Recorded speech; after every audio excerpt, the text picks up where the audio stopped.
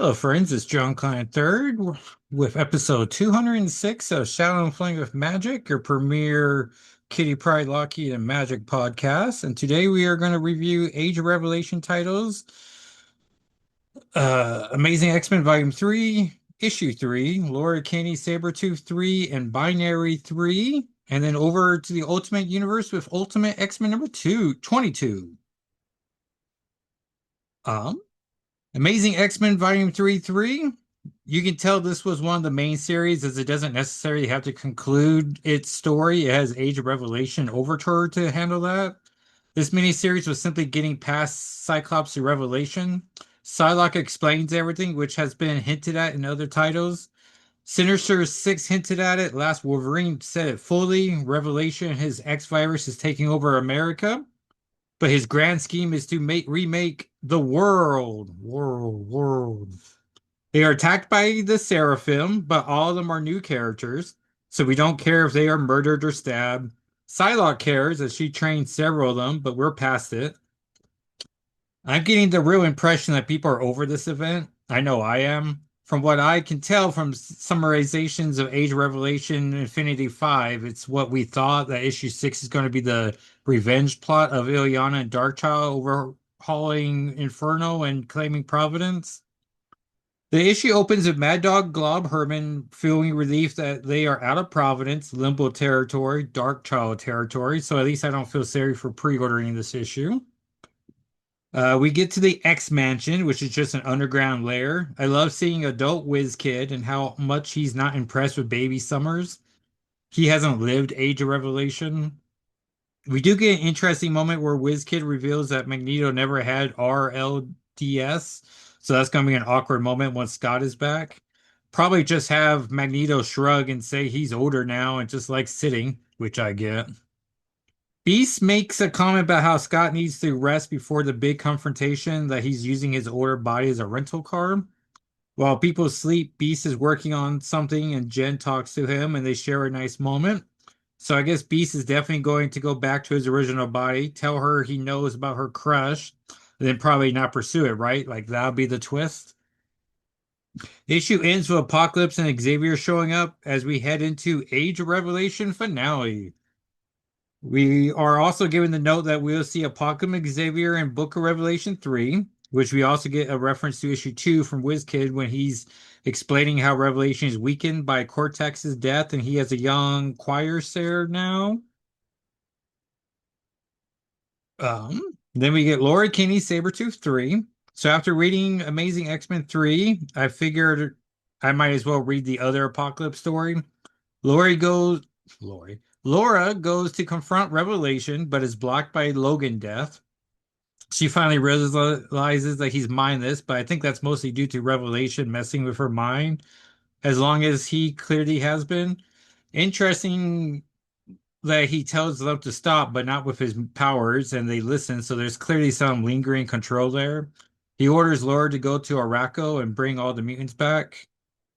We get Helverine versus Stark Girl on Araco as Apocalypse needs Gabby and Akihiro to prove they are worthy of being there. I don't love Shark Girl being attacked, but rules be ruling. Laura shows up with a squad. Everyone fights. Gabby tells Alex, Laura's son, to go hide, but he's having an extreme headache and just wants his mom. He gets closer to the battlefield, and Gabby tells him to go back to hiding, but he was never hiding. At this point, I thought the headaches were leading to his bones coming out. While Gabby's distracted, Laura impales Gabby pretty deeply. This causes a reaction from Alex as he has a power with a blue aura and knocks everyone out. So I wonder what power set his father had. I was imagining being a son of Sabretooth that he had stabby powers. Alex is crying and Apocalypse tries to comfort him. He has to, as Laura may be dead from the power surge, as the end of the series. So this feels like we at least follow Laura's final days, and that was the point of this series. She didn't walk out of Apocalypse, nor was Xavier seen in this series. Binary 3. This probably should be the leading comic of the episode. Carol is confronted by Madeline Pryor, who still thinks she is Jean for far too long. Madeline wants the Phoenix Force, so she believes Carol has been wasting it to keep 1,000 flat scans from becoming mutants. In a confusing page turn, I thought the Phoenix Force separated from Carol, surrounded Madeline, and became Jean again. I was like, well, that's a different idea. The two talk for pages, which I like, except for thinking that Madeline deserved better than this, as she always does. I do like Carol and Jean hugging. Jean was okay with the mission. Before another page turn, they do address that they are communicating, but still have Madeline Pryor to deal with. We cut to the flat scans. They don't appreciate that one dude made a deal with Madeline Pryor as he can escape, as they are all under the impression that they would die if they get infected with the X virus. I guess some of the mutations might be lethal. It's definitely a flat scan death. Carol is suffering from a massive headache, two different miniseries dealing with headaches. Carol tries to punch Madeline Pryor. I do like how Carol summarizes Madeline as she has all Jean's mutant abilities and access to dark magic. That does sum her up. Madeline defeats Carol, which is awesome. Then Cecilia, not Cecilia Reyes, but another lady, throws a rock at Madeline. I really do love the exchange of Madeline very confidently being like, with your sticks and stones, and not Dr. Cecilia repeating, with our sticks and stones. That's just so cool. I need to hear this aloud. Well, I guess I just did it, so yeah, sounded pretty cool. During this distraction, Carol makes a deal with Jean to reabsorb the Phoenix Force, even if it kills her. We get a caption of her hero names: Miss Marvel, Warbird, Captain Marvel, Binary. I always love a Warbird reference. Jean is back, defeats Madeline, as of course she does. Carol is dead. Phoenix Force is keeping the city and the flat scans alive.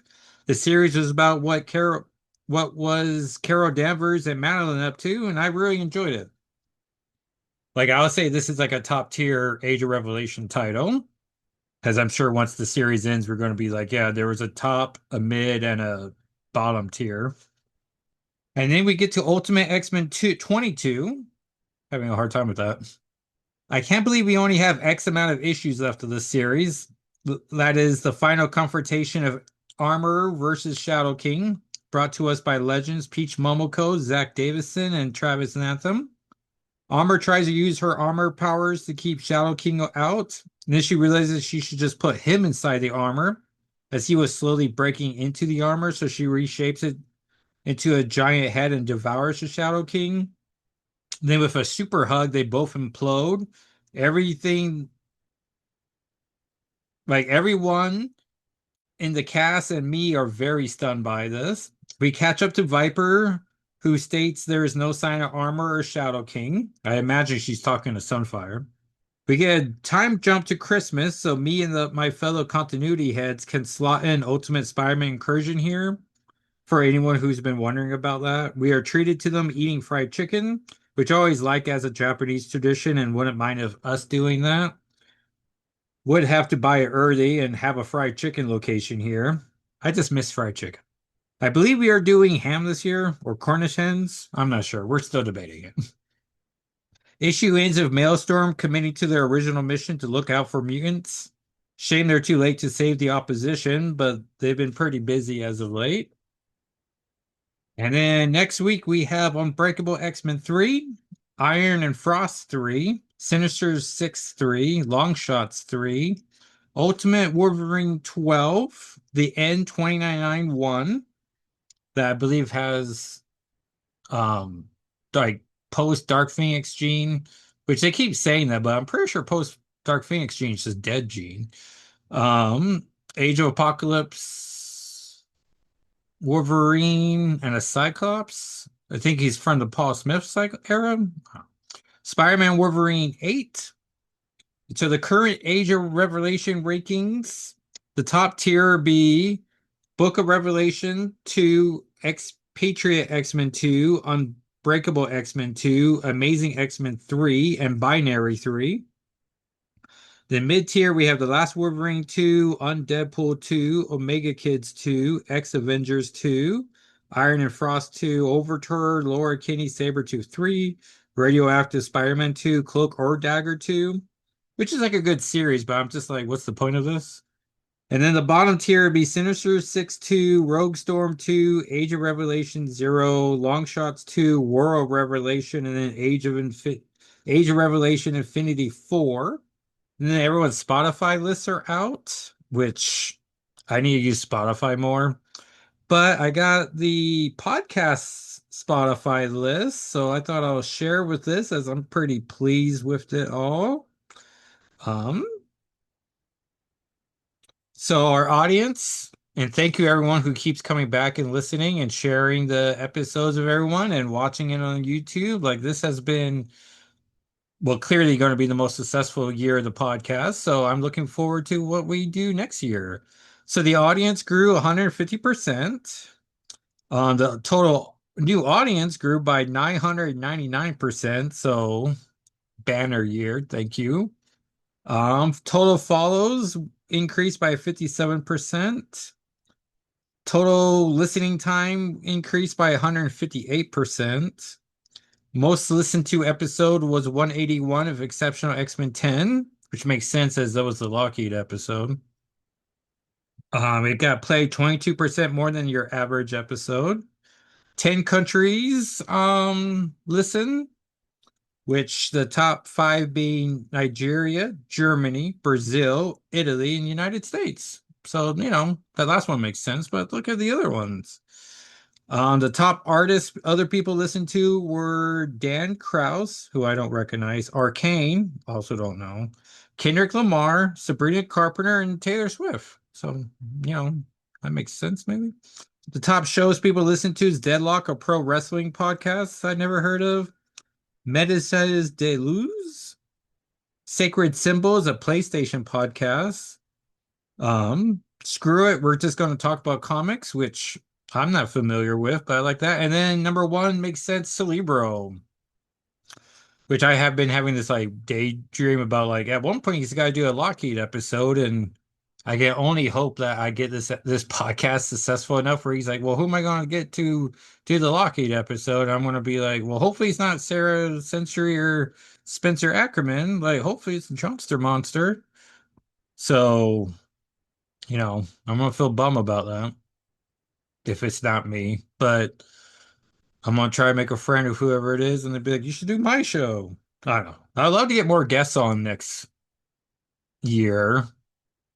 I don't necessarily know how to do that, but we'll figure it out, right? Like, well, I need creators to follow me back, and then I could DM them. And not that many creators follow me back, so I'm like, oh. And the ones who do, I'm super appreciative, but I'm like, well, shit, do we have an X-Men thing to talk about? But I'm like, I'm sure we can kill 20 minutes talking about the X-Men, right? But talking about it now makes me want to reach out to those people. So maybe I will.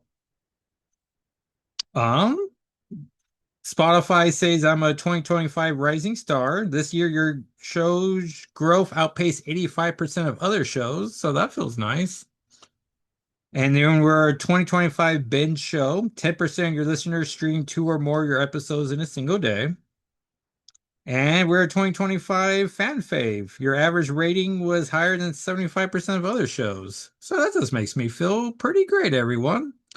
So thank you everyone for listening or watching, and I will talk at you next time. All right, everyone. Bye. Oh, you can follow me on socials at Jackal SII on TikTok, YouTube, Blue Sky, Twitter. Podcast is SNFWM. You follow on Blue Sky and Instagram. And I think that's everything, right? Yeah, that feels right. All right. Well, baby girls and baby boys, until next time, talk at you later. Bye.